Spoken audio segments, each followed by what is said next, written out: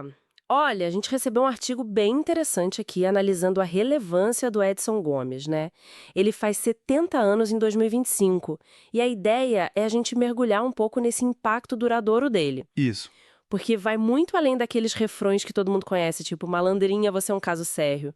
Tem muito mais coisa ali. exato. E o artigo, ele tenta justamente entender isso, porque essa obra, lá nos anos 80, ainda conversa tanto com a gente hoje. Não é só música, né? É quase uma crônica mesmo. Uma crônica cantada. Isso. Sobre desigualdade, sobre violência policial, o racismo estrutural que a gente vive. E ele dá voz a essas comunidades negras, pobres, principalmente lá do Nordeste. É muito forte. E essa origem dele é chave, né? Cachoeira, Recôncavo Baiano, 1955. Um lugar com uma história afro-brasileira muito densa. Uhum. O artigo até cita as influências, claro, Bob Marley, Peter Tosh, mas olha que interessante, Tim Maia também. Sim. Chegaram a chamar ele de Tim Maia do Recôncavo, talvez por essa crueza na voz, na interpretação. Pode ser, uma Mas, intensidade, né? exato. Mas com uma identidade muito própria. E a trajetória dele, né? O artigo menciona que ele foi ajudante de pedreiro.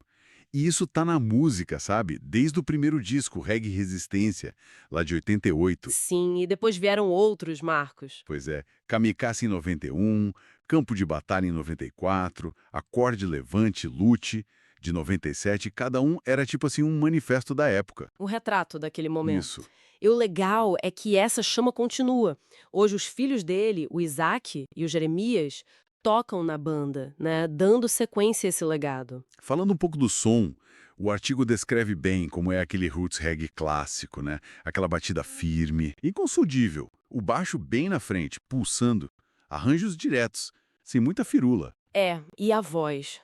O texto usa umas palavras fortes, grave, rasgada, carregada de vivência. Uhum. Não é uma voz para agradar, necessariamente. É para alertar, para sacudir mesmo. Aquela definição voz do gueto com alma de líder, acho que pega bem. E o fascinante que o artigo explora é a integridade dele, a autenticidade. Sim. Ele mesmo falou isso, né? Celebrando 50 anos de carreira, ele disse: nunca precisei copiar ninguém. E isso é verdade. Ele nunca, tipo, amenizou o discurso para tocar em rádio ou para agradar a gravadora. Total. Enquanto talvez outros buscassem algo mais neutro, né? Ali nos anos 80, 90. Ele estava lá, cantando abertamente sobre chacina, sobre fome, injustiça social, sem filtro. Nunca fugiu da raia, como se diz. É verdade. A gente lembra de músicas como A Árvore, A Violência, Adultério, Homem Invisível, são muitas. São hinos, né? Hinos mesmo. O artigo até lembra de Etiópia, que fala da vitória contra a Itália fascista, olha a conexão, usando a música para resgatar a história da resistência negra. Exatamente. Não são só sucessos. São, assim, denúncias, espelhos da nossa realidade. O artigo usa uma expressão ótima, educação popular em forma de batida. Gostei disso. Educação popular em forma de batida. Faz todo sentido. E como isso funciona na prática? Pega a violência, por exemplo.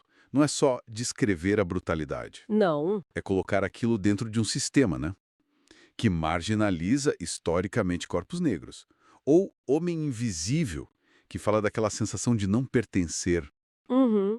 O artigo sugere que, por ele fazer isso de forma tão direta, com a linguagem que chega em todo mundo, o refrão vira uma ferramenta de consciência, sabe? E isso conecta com o que você falou lá no início, sobre o racismo estrutural. Sim, O artigo argumenta justamente isso. Num país onde o racismo ainda define tanta coisa, na falta de oportunidade, na abordagem da polícia, enfim, ouvir Edson Gomes vira quase um ato político. com certeza. Um exercício de consciência mesmo. A música dele está sempre ali, cutucando essas feridas que continuam abertas. Mostra que o reggae, que é um ritmo para dançar, para sentir, pode carregar um peso, uma mensagem de contestação enorme. Exato. Ele prova que arte engajada não precisa ser chata, panfletária. Pode ter ritmo, poesia e, ao mesmo tempo, ser incômoda, ser necessária. A arte dele sempre teve essa coragem, né? De não se calar. Então, resumindo essa análise, o que fica desses quase 70 anos do Edson Gomes? Para mim, fica a imagem de um artista que é memória, é luta, é identidade, sem fazer concessão. Uhum. Alguém que o mercado não conseguiu domesticar, que pegou a dureza da vida, a experiência como trabalhador e transformou em canto, em consciência coletiva. É a voz do Brasil profundo, né? Das periferias, do recôncavo, uma voz potente. E essa voz, como o artigo aponta, transformou a música numa trincheira, né? Uma trincheira simbólica. Exato. O legado dele reforça demais aquela ideia que o texto sublinha bem. A arte sem coragem, sem essa disposição de confrontar o sistema, vira só decoração, vitrine vazia. E a obra dele é o oposto disso. Totalmente. Com certeza. Bom, acho que isso deixa uma reflexão interessante para quem está ouvindo, né? Qual é o impacto, o valor real de uma arte que nem a do Edson Gomes, que encara de frente as coisas mais duras da nossa sociedade. Isso em comparação com a arte que busca mais o entretenimento, a fuga da realidade. É uma boa pergunta para se pensar. Fica aí a provocação.